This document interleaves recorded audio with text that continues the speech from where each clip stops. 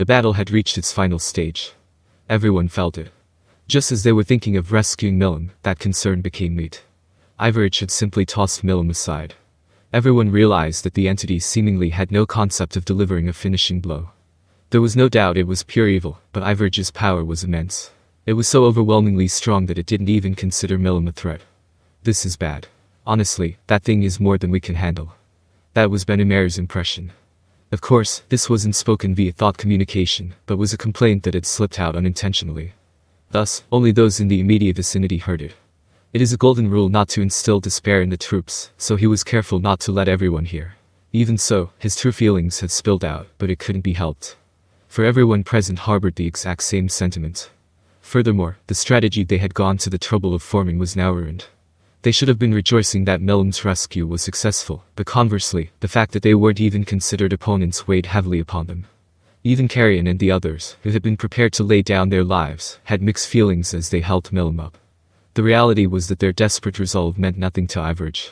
To accept that, surely a complaint or two could be forgiven. Well, Milim is safe. Let's just be happy about that, Carrion spoke optimistically. Free nodded, offering agreement that was nothing more than cold comfort. True. She seems conscious and has no major injuries. If she's just exhausted, a good rest will bring her back to normal. Unless Ivarage was defeated, there was no way she could get a proper rest. Even knowing this, they had no choice but to speak cheerfully. If they thought too deeply about it, their spirits would break before the fight even began. To prevent that, they were trying to lift the mood as much as possible. Veldora, too, had started to step forward, only to stop in his tracks. His momentum had been crushed right from the start. The fact that they couldn't rejoice despite the situation ostensibly improving was a testament to the depth of the despair they were all feeling. I'll give that back to you. So, let's play some more. Even Veldora was getting cold feet. However, he had no choice but to step forward. The pressure coming from Valgrind behind him was intense. With an aura that seemed to say, "Are you scared, perhaps?" His option to run away was effectively sealed.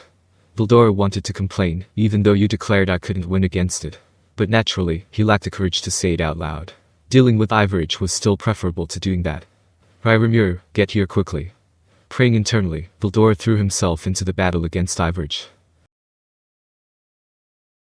Meanwhile, Luminous finished healing Milim with holy magic, and declared that her injuries were no longer an issue.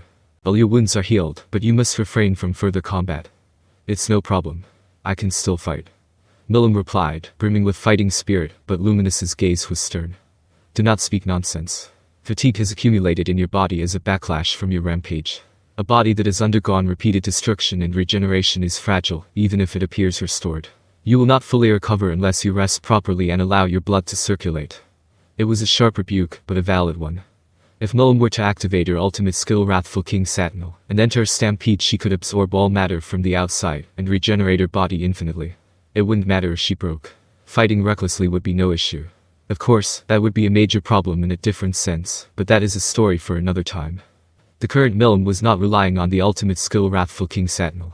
This meant her energy recovery rate was meager, though given her massive capacity, it was still enormous by general standards. The energy exhausted against Ivarage would not recover so easily. Milim understood this as well. However, she couldn't afford to stand down now. Even among the warriors present, Milim boasted strength in a league of her own. The only ones who compared were Valgrind and Veldora. Even Valgrind had not yet recovered to peak condition. As Luminous noted, while her injuries were healed, her energy density remained depleted by about 40%. She was at her limit just trying to suppress the aura Ivarage released, working in cooperation with Tensura and Ivor. Incidentally, while Ivor had recovered slightly, she was still down about 70% and looked pale. Tensura had used up over 80% of her energy, yet maintained a cool expression. In this instance, Tensura, who was utterly exhausted but refused to show it, deserved praise as a model of ladylike conduct. For that reason, Veldora was now facing Ivarage all by himself. He was fighting better than expected, but his style was aimed at buying time. That is the correct choice, Milim thought. If they waited, Rimuru and Guy would join them. If they considered that the real battle started then, there was no need to rush now. There wasn't, but Milim had a bad feeling. Ivarage was playing around. However, if something triggered it to get serious. Milim instinctively sensed that they should defeat it before that happened. As for Veldora, having actually fought Ivarage, he understood something. This guy is learning my techniques. Ivarage was evolving at a terrifying speed. It had gained a human form, acquired martial arts, and was now utilizing and developing them. By fighting Milim and Chloe, it seemed to have learned their fighting styles as well. It was now fighting Veldora while applying what it had learned. If he let it grow any further, it might become too difficult to handle, even if he fought alongside Ramur. But rather, if it came out that he had allowed the enemy to get stronger, Veldora would undoubtedly be scolded. No good. I must avoid that at all costs. He was tempted to clash with full power just once, but Veldora suppressed the urge. He decided that maintaining the status quo while provoking it as little as possible was the best course of action. Milim believed they should defeat it immediately, while Veldora decided to wait until everyone was assembled. Their opinions were divided, but ultimately, the only viable strategy was maintaining the status quo. Because it was unclear if even a full-power Drago Nova from Milim could finish Ivarage off. Veldora, do you have a technique that could kill it in one blow? Milim, having shaken off Luminous's restraint, asked this as she lined up beside Veldora. No. My techniques are vast and varied, but they likely fall short of your Drago Nova. Veldora possessed unparalleled techniques, but in terms of maximum output, they did not match Drago Nova. Veldora was confident, but his self-analysis was accurate. Hearing this, Milim had no choice but to make a bitter decision. Then, as I thought, it seems better not to act carelessly. And so, Veldora and Milim teamed up to take on Ivarage. Despite this, Ivarage looked like it was having fun. Kai ha ha ha. It wasn't just acting composed.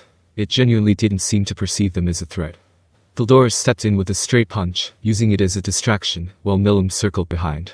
Aiming for the moment Ivarage's body stiffened from Veldora's fist, Milim locked it in a hold. The plan was to restrain it, then capture it using Veldora's fertile paradox. However, it didn't work. The moment Veldora tried to activate fertile paradox, Ivarage detonated its own magic power. This sent Milim flying. Gah. Veldora hurriedly evaded, but he was punched by Ivarage emerging from the blast, and slammed into solid rock at supersonic speed. The bedrock, thousands of times stronger than concrete, was pulverized into sand. This alone was enough to show the terrifying magnitude of the impact. To send me flying, what humiliation. Ouch, that was rough. This guy is getting used to reading the flow of battle. At this rate, even buying time might become difficult. Even with Milim and Veldora fighting as a team, they were easily brushed aside. They could still fight, but maintaining the status quo was no longer an option. Velgrund, Abera, and Tensura, who were suppressing Ivarage's aura, also grimaced at the pressure of his swelling presence. Moreover, at that very moment, something fell from the sky. It was Dino, with a gaping hole in his chest. Milim was the first to notice. That's Dino. Oh? Veldora nodded. Veldora was actually on good terms with Dino. He had even invited him to his room in the labyrinth to read manga together. So, upon noticing Dino's injury, Veldora's gaze sharpened. There were also two women supporting him. Pico and Gracia, was it? His companions are with him, something must have happened. Benimaru, who was monitoring the entire battlefield, sensed the three of them at almost the same time as Milim and Veldora. Noticing not only Dino's condition but also the panic of Pico and Gracia, he realized something irregular had occurred. Dino was strong. Even Pico and Gracia were powerful enough that they shouldn't lose to some random cryptids. Unless their opponent was Veldora, but he hadn't heard that Dino's group was heading toward the former Eurasania. Of course, while Dino's group was technically under Benimaru's command, they weren't his subordinates. Even if they were slacking off again, he hadn't expected much from them, so it wasn't a problem. However, as something unexpected had happened, that was a different story. Lord Veldora, leave this to us. As he shouted, Benimaru moved. He swiftly took them in, protecting Dino's group with a barrier. Veldora turned back to face Ivarage. He wanted to challenge it with full power, intending to kill, but if he didn't win, things would get messy. He had vented his stress from the fight against Milim by defeating Kakishi, but now his patience was being tested to the extreme. However, he had to endure. Ivarage had the appearance of a beautiful woman, so Veldora felt some resistance to punching it with full force. In that sense, too, his role here was to put his body on the line to hold Ivarage back. I'll do it. But for a job this big, I wouldn't settle for just 3 servings of pudding. It was a scream from his very soul. Prepared to be pummeled, Veldora moved to restrain Ivarage. With the support of Pico and Gracia, Dino was taken into protective custody. Luminous's holy magic activated, healing Dino. It was a recovery of incredible speed, worthy of the name God's miracle. I wanted to sleep more. Idiot. If Luminous wasn't here, you might not have ever woken up. Seriously, I'm so glad you're alive. Gracia shouted in exasperation, while Pico wailed in tears. Dino, who had tried to lighten the mood, reflected that it had been a blunder. So, what happened? Benimaru asked point blank. Well, about that. Just as Dino was about to answer, something fell from the sky again. This time, the speed was considerable, and no one could react in time. By the time they realized what had happened, a crater had formed in the earth. An attack. Benimaru braced himself, but the situation appeared to be different. When the dust settled, someone was lying in the center of the crater. "Why are you here?" Benimaru observed cautiously. It was Feldway, the overwhelming powerhouse who was supposed to be the mastermind behind everything. He had failed to destroy the sacred tree, was defeated by Diablo, and had vanished. That information had been shared, but there had been no mention of him being this battered. "Oh? I thought Feldway was the mastermind. Unbelievable. What happened?" Velgren was confused, and a bear was astonished. Everyone felt a sense of foreboding. Feldway was still alive, but his body had begun to disintegrate. At this rate, he had very little time left before he would vanish completely. "Don't tell me, did Rimura do this?" Hinata muttered. Although she said it, Hinata herself didn't believe it for a moment.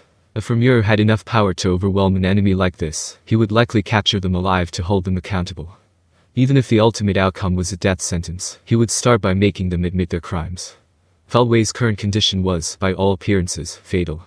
His body had begun to crumble from the extremities, scattering into particles. As a spiritual life form, there was a possibility of extending his life through reincarnation or by possessing another body, but it appeared Feldway had sustained severe damage to his very core. "Hey now, don't tell me you rebelled too?" Dino asked as he propped Feldway up. Feldway answered with a self-deprecating sneer. After wishing so desperately for his resurrection, it's a pathetic story." It was an affirmation. Dino stared at Feldway in shock. Pico and Gracia also looked at him with complicated expressions. However, remembering that this was no time to be idle, Dino looked up at the sky in panic.